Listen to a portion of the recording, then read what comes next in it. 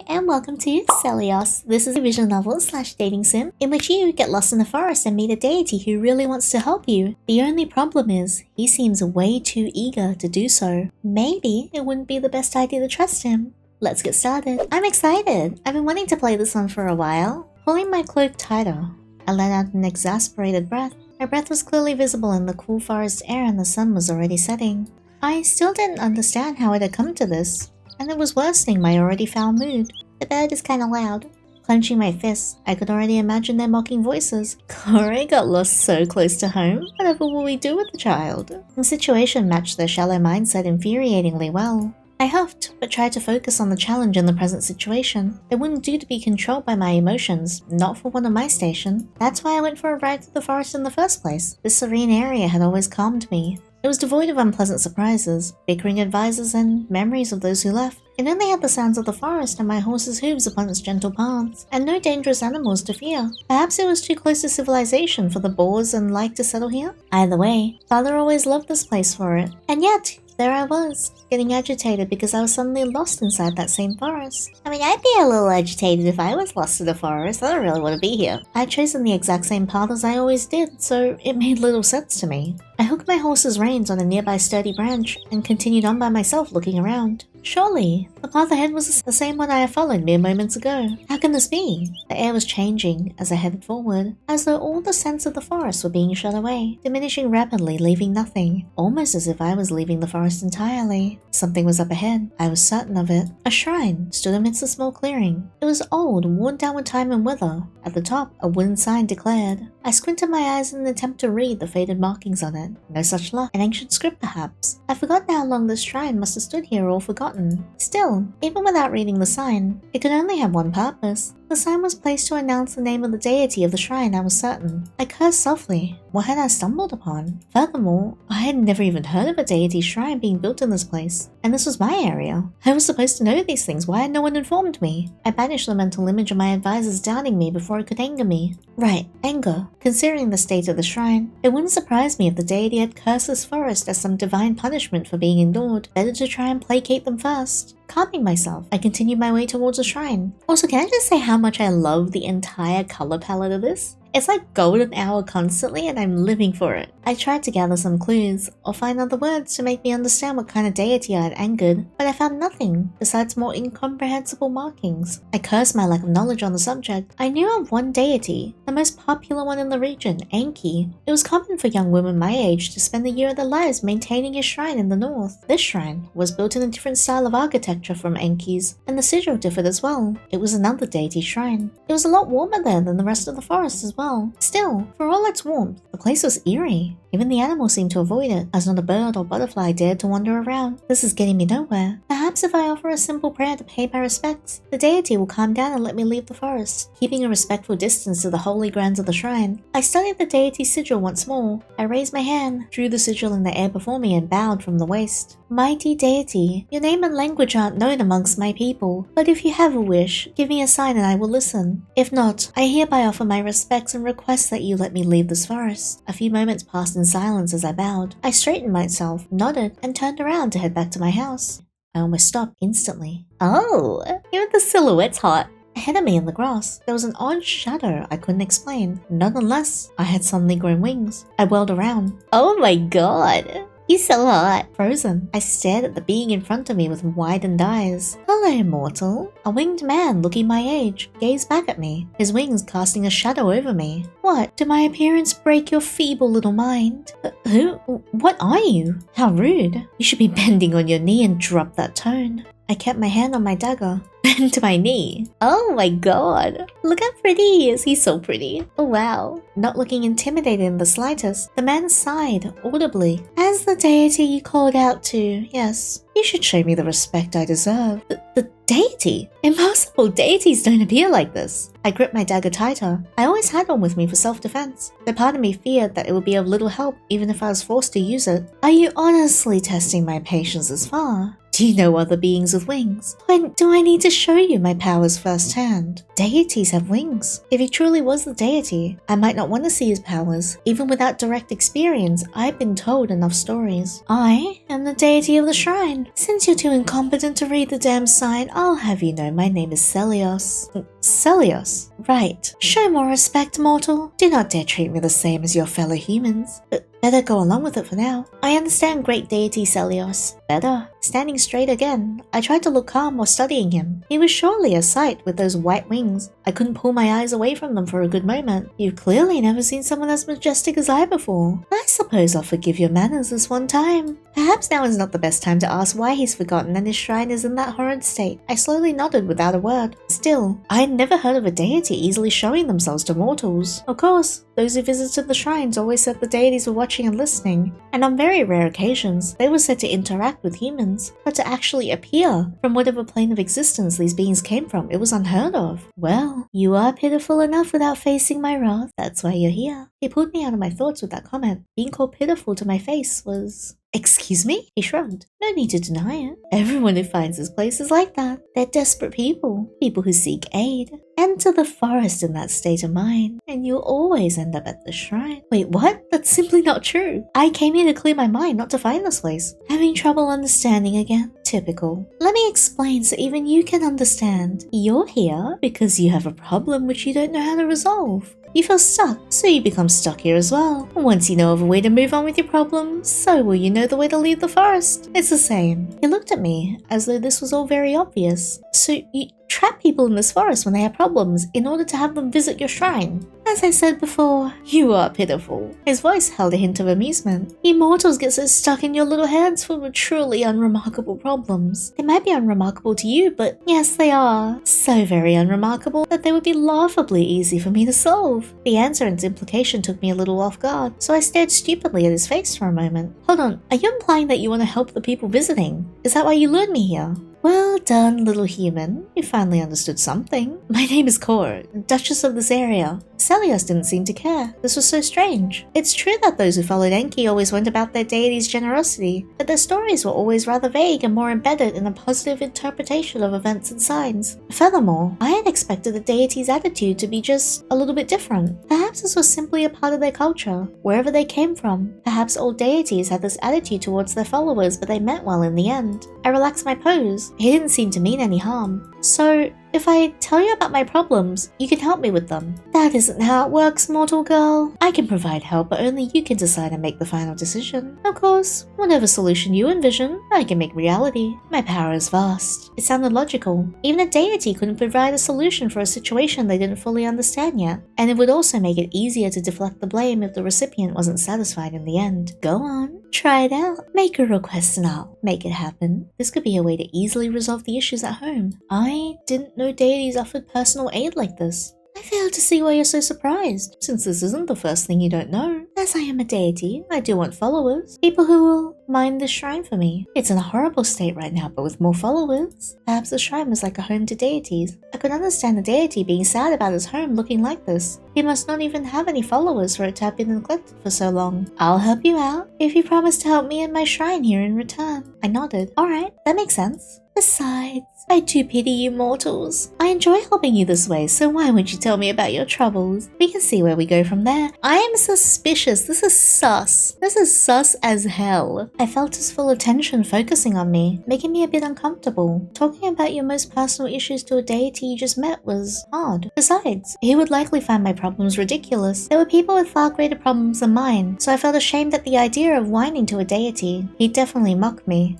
I don't think it's necessary. I only came to the forest to clear my mind. I'll be fine on my own. Oh, he's so close. I froze in place when he suddenly leaned closer, his breath at the scent of fresh herbs. You don't look fine to me. I'll be fine, given some time. A cold shiver went down my spine as he leaned in even closer and whispered in my ear. There's no need for all this resistance. You recognize your troubles as petty and therefore do not wish to tell me. However, at heart, all human troubles are petty, but they are important to you. You deserve help as much as anyone visiting my shrine.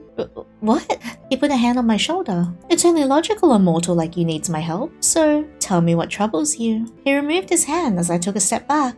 You really want to know? Of course. Go on. Perhaps I judged him too soon. Seleos seemed eager to listen. I still wasn't sure about accepting a deity's help, but perhaps telling him might give me some insight on how to approach the problem. I nodded. Very well, I'll tell you a bit about what happened. As I said, I am the Duchess of this area. It's just that I haven't been the Duchess for very long yet, about a month now. I figured being an only child would make it easier. No rivalries, plenty of tutelage. I had been looking forward to the day, but I had misjudged. Our house has always had a few trusted advisors around. I basically grew up with them. They always supported my parents, through good times and bad. I thought we were shouldered the position together. The moment I became the Duchess, they'd been criticizing my every move, and seemed to want nothing more than for me to relinquish the position. Of course they would never say it to my face, but the looks they give me and the fuss they make tells me enough. They think I can't handle the work, even though I've been handling things just fine. I've been preparing for this my whole life. It wasn't the quality of my work, it was just me whom they couldn't accept. Still, they remain part of my family. Being the Duchess or not, being disliked by them or not, I didn't want to reject them. But I couldn't just let things continue this way either, something I had to change. He's so bored, he's yawning. As I thought, my story bored him after all. At least it felt good to talk about it a bit. So, as you can see, these troubles aren't worth your time. Thank you for listening, but let's change the topic back to me leaving the forest. I won't need help. What? No, you misunderstand. I was merely thinking your advisors were pathetic even for mortals. If only I could dismiss their actions like that. It's not because they're pathetic. Corey. I flinched a bit, him suddenly using my name instead of mortal or human. Your heart is troubled. Why do you keep pretending I cannot tell? No, don't answer. You're seeking reasons not to confront your problem. We'll clear your mind first. Follow me. I don't trust this. He turned around and moved ahead to the shrine. His white wings shone stunningly in the sun. Before I realized it, I'd followed him into the shade. He stretched and leaned casually against the shrine's wooden balustrade. Now, tell me how you feel. I felt more comfortable. I had misjudged the warmth of the evening sun, it seemed. The shrine now cast its cooling shade neatly over the two of us. What was that his goal?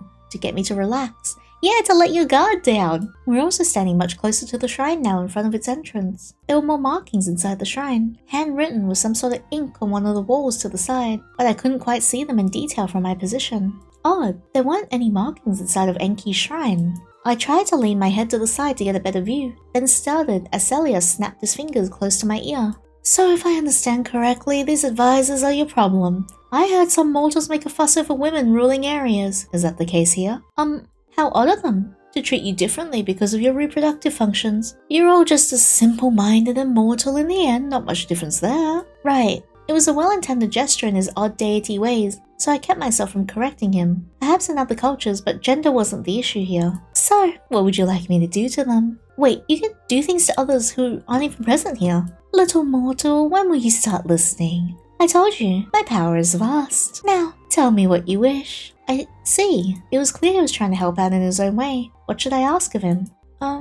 Make them seek an honest discussion with me about their problems. I see. Then before we begin, you'll make your own oath to the shrine. You'll promise that you'll return. Alright, what do you want me to say? He shook his head and held out his hand, palm upwards. In his palm, a small orb of light appeared and formed into a small wooden sign. It kept floating there. Words are meaningless. Intention is enough. Give me your hand. He took my hand and pressed his thumb to the tip of my index finger. I was surprised when I felt a tiny prick. He moved my finger to the sign and drew on it for me with my blood. He drew his sigil. Hey, I don't trust this. There's now blood involved. My blood. I don't like this. There, that's all. This is your oath to the shrine. Now for your request. I returned home and snuck into my room to avoid my advisors for the night. Tomorrow morning we would deal with the problems and solve everything through discussion. They would simply tell me what was wrong and that would be it. Morning came and as expected. My advisors barged into my room right after breakfast. We argued the entire day. A lot of little issues, personal annoyances and problems with the staff, nearby town and the entire area were discussed. After a week of this, not much has changed. Yes, we were talking more, but everyone was still as angry as before. The only difference was that now, instead of silently seething, we were lashing out at each other and aggressively tackling many unrelated issues. Oh man! It felt like we were addressing problems at random, almost as if we were desperately avoiding something else. They weren't the only ones to blame for this. In fact, I was perhaps the biggest offender of them all. With a heavy heart, I returned to the shrine to discuss the situation and to keep my oath. Ending. Take the lead. Damn it!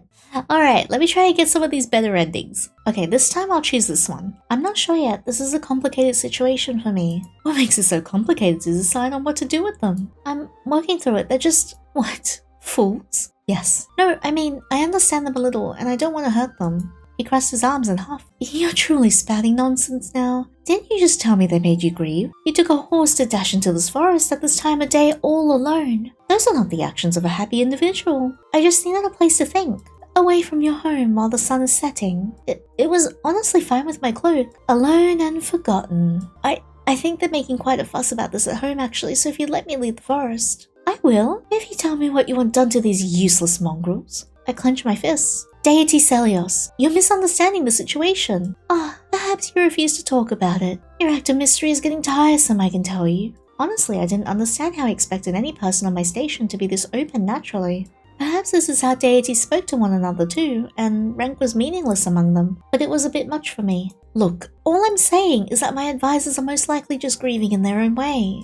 I had been prepared my whole life to take up this role, but they hadn't, not for something like this. Even the ones who acted in anger trying to make me quit and hand over the rule to them. It seemed like another way of dealing with their fears and the chaos of the situation. They simply want control over the situation and are blinded by the goal. They want to prevent unexpected things to happen again so badly that they can't see my achievements or work. I sighed, rubbing my arms. Ahead of us, the scenery was serene with stunning flowers blooming to their fullest capacity, showing their colors to the world. Flowers which were blooming when it wasn't even spring yet. I wondered for a brief moment if Seleos had chosen for them to bloom, or whether it was a natural side effect of his powers. Most likely the latter. Most of what we sow happens without intent, doesn't it? I tried to talk to them, but they just shut down into old-fashioned politeness and remained stuck on this idea that I can't handle it. Some outright said I must be too emotional to deal with this right now. But I've been raised well, prepared for the unexpected even when it hurts. They're the ones who can't handle it. Deep inside, I knew what was troubling them, the thing I had sown. In their hearts, they felt I was responsible for what had happened in the first place. Seleos groaned tiredly. So you're protecting the pathetic advisors because they're upset about some random mortal thing as well. I suppose that's one way of putting it. Even though they are clearly making you miserable. No, never mind. I will never understand your kind's nonsensical way of thinking. I felt a little bad after he clearly went out of his way to hear me out. But then again, I never implied that there was an easy solution to my problems. Anyway, we can conclude the same problem is holding you all back and causing your misery. Then the most logical course of action would be simply to have me undo or remove it. I would have laughed if the suggestion was made by anyone other than this deity. Even for a deity, there must be limits. Limits. I already told you your mortal problems are nothing to me. Try me. I shook my head and looked back to the flowers to keep my mind off the situation. Please, let's stop talking about this. It would just depress me. Oh god, he's so close. My head was suddenly jerked back by my chin. Oh! Stop running away, little mortal. Aren't you their leader? A duchess, you called it? A leader should face their problems head-on with strength and dignity. He held me firmly in place by my chin, making me face him head-on. I could only stare at him bewilderedly because no one had ever treated me this way. I see your attention has returned to the topic at hand. There are a few things you'll need to know. First, you'll stop underestimating someone like me with your puny little brain. Secondly, you'll tell me everything so that we may make some actual progress before the day ends. Your weak will won't let you leave otherwise. Trust me on that. His grip was really strong, and his face was still so close to mine. Can I kiss him? Alright. My response is barely audible, but he released me. The core problem behind this entire situation is my parents. My dear loving, two amazing parents. It started out so small with that letter we received. A grand ball was to be held next week. The princess I had admired for years had finally invited me to an event. I was ecstatic when I held her letter in my hands. She had handwritten it specifically to me. But on the day of the princess's ball, I got sick. I could hardly move. I wanted to be there so badly. To skip the event crushed me, which is when my parents stepped in. I was a foolish, stupid child. My parents assured me they would go at my place and explain the situation for her. Afterwards, they would describe the whole event in great detail to me. My mother cheered me up, joking that she wouldn't leave the princess alone until she sent me another invite. My father claimed that would take mere seconds because I was their wonderful daughter after all. But would a wonderful daughter have let them go? My parents went to my place by carriage in heavy rain. It turned into a terrible storm before long in their carriage. This is all I could recall. My selfish request multiple hours before they left. The rest of the events were told to me once I had recovered and regained my sensibility. I still had a vague memory of my parents entering my room once more before they headed out. I was barely awake, but they told me something, their final words to me. I couldn't remember them. I shook my head trying to get rid of all the unpleasant memories and thoughts flooding back in. So, deity, can you return my parents from death? For the first time, Seleos answered with silence. After a moment of gathering his thoughts and massaging his temples, he finally spoke up. Out of all the possible things you could have asked me, you exhaustingly foolish mortal, we agreed on something after all. Have you any idea what you're asking? There is a reason I call you mortals. You can't go on beyond death. You simply remain dead when you die. That makes you the puny little mortals you are, understand? So you can't do it, as I thought. He made a sound somewhat like a growl, but I glared right back at him. He had made me think about this. I never wanted to think about this again. Now the topic had brought back all kinds of emotions. Your request comes from the appalling naivety your kind is so known for. You want me to change you into a being you're not. A being like me. You mortals cannot even compare to a deity, so cease hoping to do just that. Give me something to actually work with. A real favor that will help you. Keeping myself composed took a lot more willpower than I wanted to admit, but I eventually managed to focus on the matter at hand. As a favor, huh? Even if my parents could never be returned, I could still take care of the heritage they left me, couldn't I? Perhaps I need to know more about Seleos first. I've already told you a few very personal things about myself, yet I still barely know anything about you. Can't you tell me more about yourself first? How you came to be here? Why you don't seek out people yourself to help? Oh, he's pretty. Look at that. Hehe. Oh, he's like looking down on me too. You mortals need to learn to be more grateful for the opportunities you're being offered. Someone like myself is offering you aid, so the least you could do is have the common decency to accept such benevolence. I tried not to flinch. His anger was fierce as fire, but this was important to me.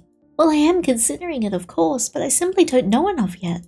That's ridiculous. How long will you keep us here with your indecision? He leaned back against the balustrade, throwing his head back and not meeting my gaze. Fine then. If you refuse to think of a solution, neither should I try to help you. Think long and hard about how you felt before you came here, and whether you were truly satisfied with your situation when you arrived here. He angrily kept refusing to meet my gaze. The worst of it was that he was right. Leaving the situation like this was unfeasible. But I couldn't just rush into a solution either, as he seemed to think this was best. So with no ideas on how to proceed, all I could do was wait until inspiration struck me. I looked around, my eyes falling on the wall with markings once more. Right. I still haven't figured that out yet. I began moving over to the wall slowly enough that he didn't notice my movement. A sudden shiver brought me to a halt. It wasn't because I felt cold. I just felt like someone's eyes were watching me. Someone or something. I glanced at Seleos again and he hadn't moved. But then who? Around the shrine and inside of it too. In the darkness of the shadow, I began to notice something I hadn't before. Wait, what? Eyes. All focused on me. Who were they? What were they? There were a lot of them. A whole group. They were further ahead than I was, but by now I was close enough to make eye contact. Perhaps I could see their bodies in the darkness if it just came a bit closer. Curious, I took a step into the shrine's hallway. Uh-oh. Oh my god. Not the Cabedon? Hehe. I froze in place. Seleos had blocked my path, effectively cornering me in the hallway. He looked down at me, looking somewhat tense. Careful, that almost ended badly. Again, he was very close to me. And this time he was looking directly at me. His eyes were filled with worry. I recovered enough to think again clearly and I moved closer to him. I stared at him for a bit in silence. Was he really worried for me? Yes. Worry. There it really was. Subtle, but I found it in his eyes. He's worried about me? When was the last time someone had looked at me like that, with an emotion other than disgust or anger? Should I trust him? He could be faking it. Right. Exactly a month ago, most likely. I hadn't realized how much I missed just that shred of compassion until now. Back home, they probably didn't even care if I died out here in the forest. After all, the advisors only wanted to rule in my place. Would there even be anyone to scold me for returning home late at all? Would anyone even be waiting for my return? I realized I didn't have the heart to figure out the answer anymore. What's wrong? I didn't care anymore. The only possible warmth I had left was here. I leaned forward and rested my head against his shoulder. Can I stay here? I'll tend to your shrine for you. He felt completely silent. That must have been surprising to hear. I felt pathetic for asking, but also felt like this was the only place that still wanted and needed me. Of course you can stay here. I feel like this was his goal all along, I'm worried. He put an arm around my waist and pulled me closer to his chest. Hey yo though, hehe. Let's get the official details sorted. Just some simple things to sign and then it'll all be done. You'll always have a home here. My heart still ached, but he was warm. Ending. Misunderstood. I don't know if that was a good ending. Alright, what happens if we pull back? He let out a breath of relief as I moved back, then paused and stared at me thoughtfully. Oh, did I scare you? Corey, I suggest not getting close to those in the darkness. Not before I take proper precautions. I glance back at the pairs of eyes still watching me silently. Why? Are they dangerous animals or celestial beings of some kind? Why are they in your shrine? I suppose they are in a sense, but more importantly, they can be a danger. Let me observe them. I told you not to be foolish. Perhaps it's too much to ask of you. Just heed my advice and stay away from those in the dark. He seemed oddly worried about me. Perhaps they really were threatening if I had moved closer to them. Was he the warden, keeping them away from civilization? I wanted to ask so many questions about it all. Meanwhile, Seleos still blocked my path protectively with his arm, glaring at those in the dark. It was clear he disliked them in some way, shape or form. You care a lot about me. Of course I do. My goal is to aid the people coming here.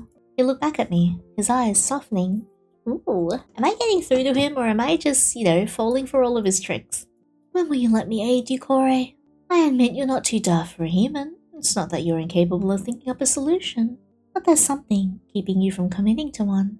I didn't think I was daft either, but it was nice to hear him say it. Still, it didn't change the fact that I was stuck at an impasse. None of my ideas thus far felt truly satisfying to me. So instead, I pointed back at the beings in the shadows. Although I might not have the answers for myself, I could at least try to solve the mysteries surrounding the deity in front of me. Tell me about those beings first. What are they exactly and why are they here? Why are they dangerous? He looked a little pained, still not enjoying the topic. I kept looking at him expectantly. It doesn't matter why. I'm always here, so they can't cause any trouble. You're always here? The shrine looked like it had been here for decades. If he had to remain here for whatever reason, no wonder he was getting cranky. When was the last time you left this place? You shouldn't ask about the personal affairs of a deity, mortal. Be grateful I'm taking the time to listen to you in the first place, since your own advisors wouldn't even do that much. I couldn't stop myself from huffing. There you go again. I would appreciate it if you stopped making such disrespectful comments like that. From the look on his face, I must have been the first person in a long time who dared talk back to him. Don't be callous. You can't keep lashing out at me simply because you're in a bad situation yourself. Listen, mortal. Don't. My name is Corey. Stop calling me a mortal. To talk like. Frankly, I've had enough of your manners. Keep talking like this and I really will leave. And don't claim that I cannot. Talking to someone about my problem really did help me think about it and calm down. It has nothing that has to be resolved with the deity's might. You knew. Then why are you still here? Because in a way I found him to be pitiful. I crossed my arms and remained silent. His prideful deity self couldn't possibly handle that truth.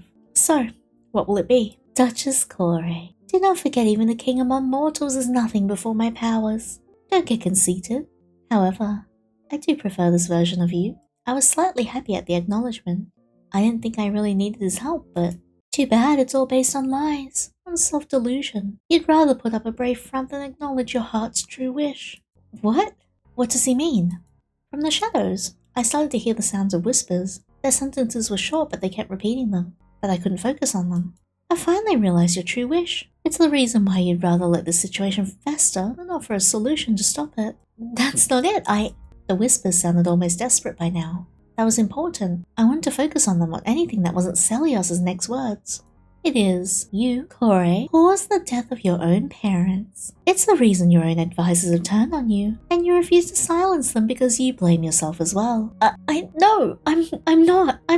To my surprise, he didn't say any more. He just put an arm around me as a comforting gesture. There is no need to shoulder the burden alone, my little mortal. No sin is too large to be unforgivable. Your parents will never come back, but we can make them proud of you in the world beyond. This is a far worthier use of my power than most folks come here for. It's for this reason that the woods led you to me. As you might have suspected by now, I cannot accompany you back physically. In any case you need anything else, you have but to ask, my dear mortal. I could barely breathe. My mind was in utter conflict. I didn't want to feel guilty, but I couldn't deny what had happened. It was true. I didn't want to ask anyone for help. I already caused so much trouble for others. But at the same time, it would be so nice not to deal with this all by myself anymore, to have one person by my side. I suddenly realized I couldn't hear the whispers anymore. When did they stop? What was their meaning? I still had so many questions. No, enough. I need to decide what to do. I needed to decide on which path to take from now on, which future I wanted.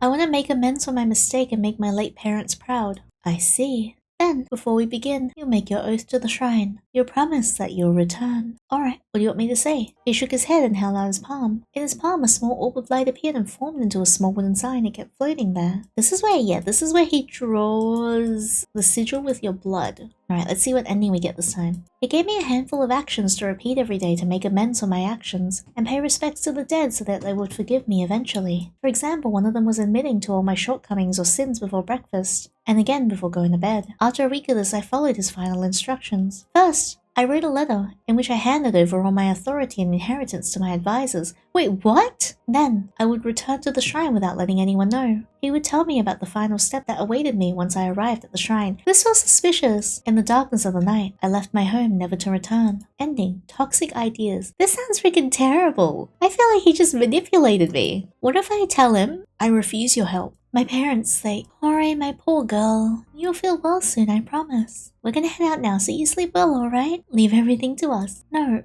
I'll go. Oh dear, none of that now. Right? Listen to your mother now. You're really going. But why? Oh, silly child. Do we need a reason to help you? We don't. Come now, dry those tears. That's right. We'll always support you. We love you, dear. That's right, that was it. I remembered. My parents loved me. They would have never blamed me for what had happened. They would have told me to stop blaming myself. And they would be right, because I didn't want to cause any of this. I didn't kill them. They went because they cared about the things that mattered to me. I'd cried, yes. I'd acted spoiled, yes. But being upset was not in itself a crime. And I wasn't the only one who let them go. No one expected the weather to turn that bad. It happened so suddenly that everyone was still trying to make sense of it. We all knew the best path to take and answers to give after the events occurred, blaming each other with hindsight. No more thinking about what ifs. Enough with the anger, it was time to move on and forgive myself. Jorge. He held my shoulders with both of his hands. The whispering behind me returned as well, growing louder and louder. I still couldn't make out what they were trying to say, but I knew this was the correct path for me to take. Were they my allies? The music is turning really tense. I glowered at Seleos angrily. I didn't know if the beings in the shadows were my allies, but I knew for certain this person was not. He who had only tried to make me give in to him regardless of my own feelings. I need nothing from you. You're not someone who wants to support me, I understand that now. Oh no.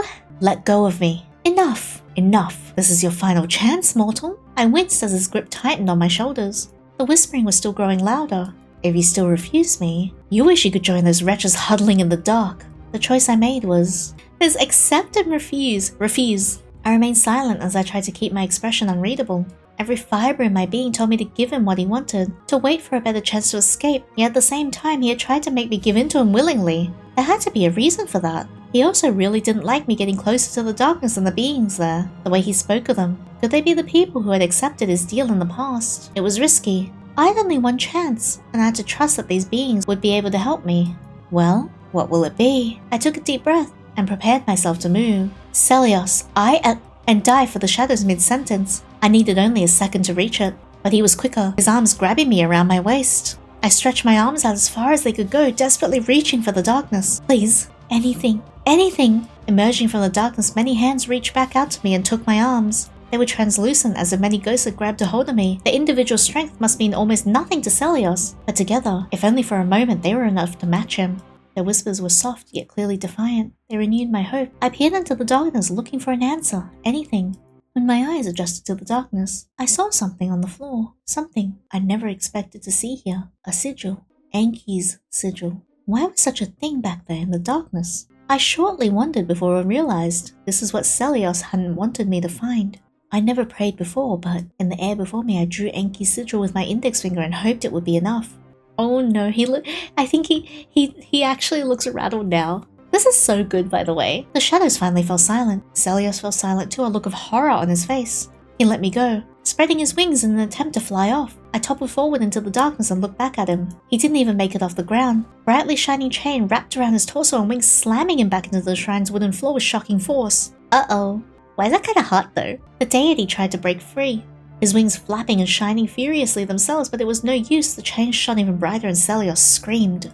The darkness I was sitting in slowly vanished, revealing everything, looking exhausted and whimpering by that point. Oh, so he whimpers? Hehe. This is not the time or place, Yinny. Seleos fell silent and stopped resisting the chains.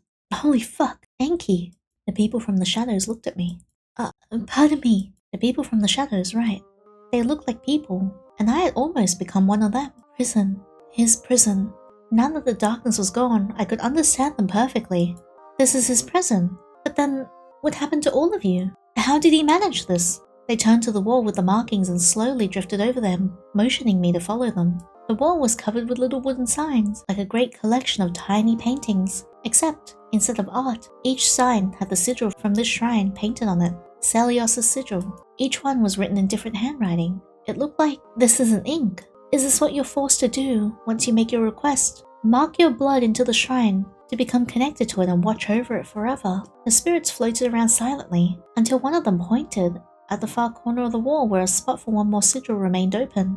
I shuddered, realizing that had been meant for me. I see. I was the last one. It would have probably freed him. Seleos had never truly cared about anyone but himself in the end. I tried to rub at one of the signs enough for the blood to smudge, to destroy the clarity of the sigil drawn on it, before I could really make an effort. An incredible pain coursed through me and I was forced to retreat my hand. Even with Seleos bound like that, his spirits were still linked to the shrine as well. I looked back at Seleos, still bound.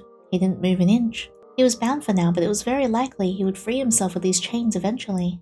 And when that time came, he would try to trick the next person wandering into the forest. He only needed one more after all. If anyone deserves freedom, it's these poor souls. I made up my mind, for their sake and everyone else's. Oh man, am I gonna sacrifice myself? No! I'm gonna stop him. I'm going to visit Enki and make sure he puts a stop to this jerk for good. That's right.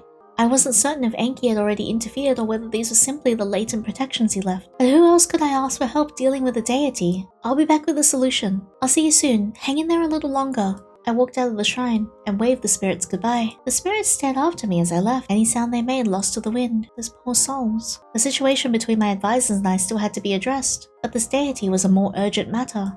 Perhaps they could manage without my absence, leaving them to handle the area they so desired for the duration of my trip. If they could manage that better than me, I'd fairly listen to their complaints upon my return. If not, I'd address the feelings of guilt we shared and dispel our hurt once and for all. Despite his best intentions to do otherwise, Seleos had indeed taken away my heavy heart. I got the true ending! Yay!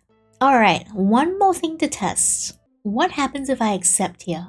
I vaguely heard myself saying I'd accept if he stopped hurting me. He let go of my shoulders, grabbed my hand instead and forced me to draw on some strange sign in blood. My shoulders still ached and his grip around my hand hurt so much I feared it'd break my fingers. Tears pricked at my eyes by the time he was done and turned back to me. Oh yes, I should fulfill your little request. He brushed the tears from my eyes with his thumbs, holding my face. You mortals really are fragile. It's almost cute. The pain in my hand and shoulders vanished without a trace. Oh, more tears? But the pain has stopped, hasn't it? Did you break, little one?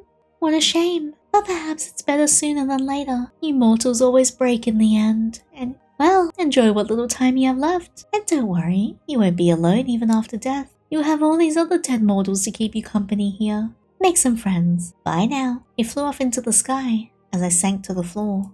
Ending broken. God damn it, fuck you, Seleos. You're so hot though. And that was Seleos. Thank you so much for enjoying this story with me. I really love this. I love the design of Seleos. I love the story. I love the protagonist, Corey, a lot. And also the lore behind this was really, really good as well. And also, I mentioned it earlier before, but the golden hour in the background is stunning. The art direction in this game is so pretty. The narrative writing was so good. I love this so very much. Thank you so much for experiencing this wonderful story with me. If you guys like this video, please leave a thumbs up and subscribe so you don't miss out on the next one. And if you want to hang out outside of these videos, I stream on Twitch 4 times a week. Feel free to come by and hang out with me in the community. We would love to have you. But that's all for now. Thank you so much again, and until next time, take care!